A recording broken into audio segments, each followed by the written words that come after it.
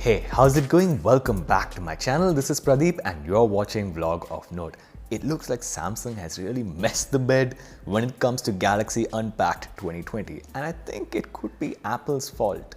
Let's talk about it. Let's get started. First off, let me address this rumor. There is a link in the description right next to that like button of this user on Twitter who's basically saying that the Exynos 990 on the Samsung Galaxy Note 20 series, you know, the heavily optimized processor, is actually 30 to 40% faster in terms of gaming performance when compared to the Samsung Galaxy S20 series, which is actually pretty good. However, even he will admit that it's not as fast as the Snapdragon 865 Plus, which is on the same Samsung Galaxy Note 20 series on every market that Samsung really cares about.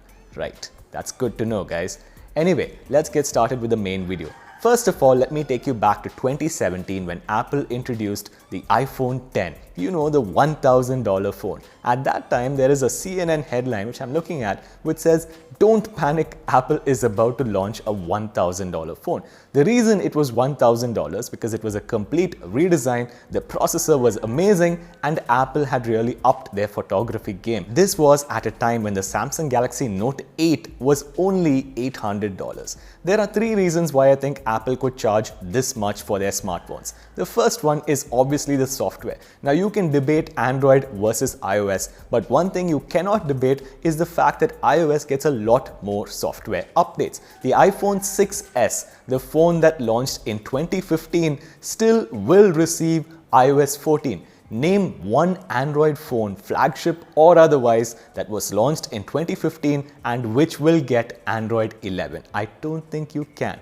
Number two is services. Apple has Apple Music, Apple TV Plus, Apple Arcade, all of the major services, but they also have the App Store. The App Store, whatever its faults, is carefully controlled so that the best experience is provided for iOS users. However, you have the Android Play Store, which is basically a gangland where you can download an app which will steal your Facebook credentials if Facebook doesn't steal it first. Anyway, thirdly, you also have the chip performance. The Apple A13, which is found on the budget iPhone SE 2020, is faster than any other phone on any other processor in the world right now. And that's a $400 phone. I think it's completely unfair for anyone to compare that to the Google Pixel 4a, the recent piece of trash that Google just launched. It might have a good camera, but in 2 years, that phone is going to be a brick. A quick detour here to note that the iPhone X, although it launched for only $1,000 in the US, actually in India, it cost 1 lakh Indian rupees or 100,000 Indian rupees.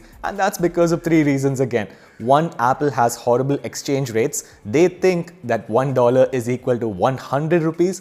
Two, the Indian government has a weird taxation system that levies additional taxes on Apple and their iPhones. And three, the Indian government doesn't allow Apple to sell directly in India. So you have a whole host of distributors who have their own margins. Anyway, that's another day, another question. At that time, I was actually happy to note that the Note 9, which was a comparable flagship phone, was launched for $1,000 in the US because they had to be premium as per the iPhone, but in India was only 70,000 Indian rupees. However, the very next year, you had the Note 10 and the Note 10 Plus, and Samsung gradually started to screw up their India pricing until you have Unpacked 2020 and you have the whole host of issues that Samsung has now created.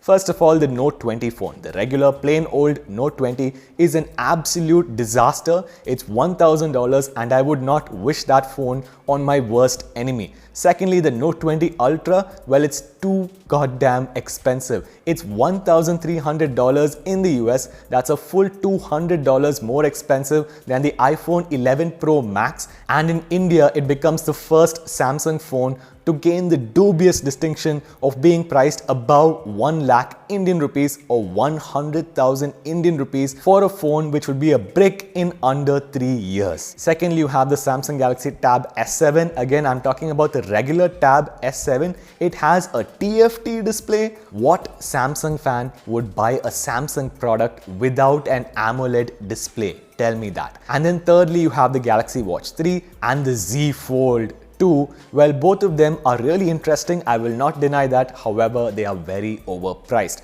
Oh, and a bonus, you have the Galaxy Buds Live, but I'm not sure what the real point of those are. First of all, the mediocre active noise cancellation, and second of all, the lack of multi-device support. Here's the thing guys, Apple introduced the world to a $1,000 phone with the iPhone 10, and ever since then, all other Android manufacturers, particularly Samsung, think it's okay for them also to price their phones so expensive. What does Samsung have really? They have inferior software updates. They only give you 3 years, and that's only with the Note 20 series. Secondly, they have bad services. Remember Samsung milk anyone? And thirdly, their processors, their inferior Exynos processors, refer the first part of this video, are a joke.